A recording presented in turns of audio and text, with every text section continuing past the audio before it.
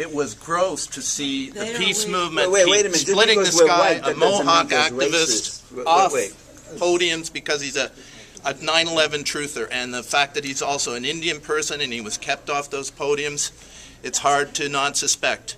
It's like if you're a minority, an Indian person, talk about your treaty rights, talk about social programs, but you're going to step out and talk about the big issues of life and death, war and peace, and humanity. No, that's for our professors. That's for our elites. And indeed, it is interesting to see the difference in what's happening to the president of Bolivia and the president of the United States. I mean, there's two people who, in different ways, kind of represent something of the ethnic community around them, and it's unusual to have them in their current presidency, but I think one of them, involving our great corporate state of America, is having a much easier time of it than the one down in Bolivia. That's because he's white.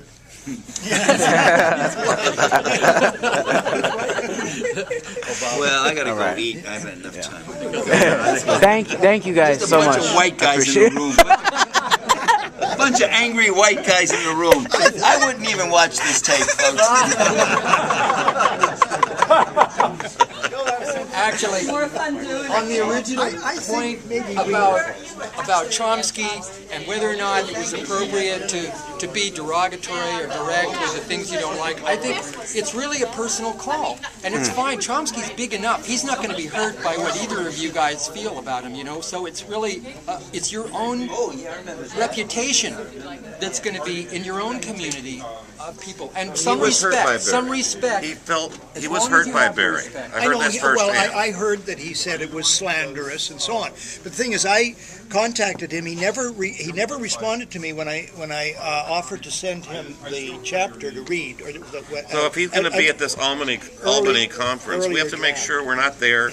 The truthers aren't there in his face screaming at him. We're really going to have to negotiate that. And maybe you all could negotiate a sit-down, constructive discourse. Albany, but shouting no, shouting not. That'd be really good. Definitely not. You know what a debate? All these people, every time Amy speaks, somebody gets up. Why don't you cover 9/11? And they're yelling at him. No, but here's what we could use. We could use a debate. Let us say we had David Ray Griffin and Noam Chomsky, two civilized, academically accredited gentlemen. We could propose that, but if he chooses and says no, I don't want to do that, that's his choice. Of course, it's his choice. That's not under issue either. But wouldn't it be valuable? We had the teach-ins in the '60s, you know, and he might be willing to do that with David. No, see, that would be a civilized intellectual exchange, and that could be exciting. What an audience you'd have for that. You could sell tickets. You could sell tickets. Now, why aren't we having something like that? You see, the reason that a certain number, I would say, extrapolating from my own emotional self, I don't know what my emotional IQ is, but that there's so much frustration when people like Noam, and Noam will be the leading example, just refuse to acknowledge the first thing about this mountain of evidence. How can an expert on Italy not all right, we've been over that. What it's like. But you were mentioning about we mustn't shout at Noam, and I'm looking for creative and alternative things, which a debate would be one. I don't even say call it a debate. I mean, call it a discussion. Conversation. This is a very valuable discussion we're having right here because we're airing some views that are important, and I think it's something that has been missing in the various conferences. In that, what happens at the conference is that someone gets up and gives a talk, and then everyone else mills around, and there isn't an open discussion. And this is a very valuable discussion right here and right now. We got to talk about this stuff out in the open, or the agent provocateurs will do it for us. Well, exactly. Well, it ain't a conference without a little conferring.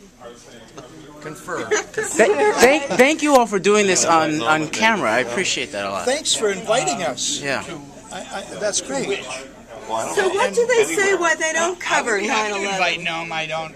What do they say? They say they do. Yes, Amy says she did. Yeah. If Noam Chomsky's feelings are hurt, it's tough shit. I don't agree. I think he actually is the main problem, and he's doing things because that's what he believes. He's just wrong. He's not in bad faith, and it's important for us to not be vicious to him, Or even though he can I'm not handle being it better vicious. than I just anyone. don't give a damn about his feelings. Well, we need to be concerned about everyone's feelings, because we need to set a good example by being able to criticize people in a way which doesn't frighten other people that we're going to treat them the same way if they disagree with us. We need to encourage dialogue. No one doesn't want to engage in dialogue on this generally. Well, And that is somewhat of a He problem. he As should is, expect the legitimate criticism. Absolutely. And if his feelings are hurt, so be Here's it. another well, thing that. he just lost my his position, wife. I label myself the primary advocate of nonviolence in the 9/11. I think we're done. No, the And cameras I'm are headed off. home. The A lot of cameras people are think off. it's and now because we I can want to take talk off the about civil gloves and disobedience. really say what we believe. All right, all right. The issue is that we need to act You in go, an boys. honorable fashion. Yes. Okay? And if really I tell honorable you, fashion hurts it- someone's feelings, that's unfortunate. All the But time. That's what I'm are we really saying. being honorable? That's what I'm saying. Are we really being honorable? Go backwards. That's how we That's it for a censored America. I'm gonna pack up, and I've got one interview to do.